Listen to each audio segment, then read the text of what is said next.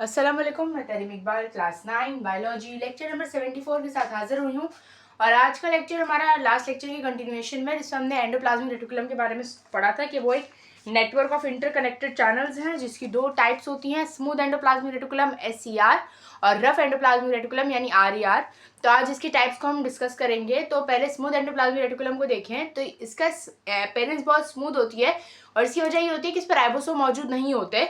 तो SER से वो स्मूथ अपेरेंस वाले इंटरकनेक्टेड चैनल्स मुराद है जिनमें राइबोसोम नहीं होते। और रफ एंडोप्लाज्मिक रेटिकुलम जाहिर है वो रफ होगा अपेरेंस में क्योंकि उसके पास राइबोसोम मौजूद होता है, उसके सरफेस पर राइबोसोम मौजूद होते हैं। अब अगर फंक्शन की तरफ आए तो जो स्मूथ एंडोप्लाज्मिक रेटिकुलम है उसके फंक्शन में हमारे पास लिपिड मेटाबॉलिज्म है, यानी लिपिड के ब्रेक डाउन में या लिपिड की एनाबॉलिज्म या कैटाबॉलिज्म में हेल्प करता है। लिपिड की मेटाबॉलिज्म में हेल्प करता है। सेल के अंदर डिटॉक्सिफिकेशन, यानी अगर सेल के अंदर कोई ऐसे केमिकल्स या कोई चीज़ें हैं जो हार्मफुल हैं सेल के लिए तो उनको डिटॉक्सिफाई करता है, उनको टॉक्सिक चीज़ों को रिमूव करता है। डी का मतलब रिमूवल, टॉक्सिफिकेशन यानी टॉक्सिक चीज़ों की रिमूवल।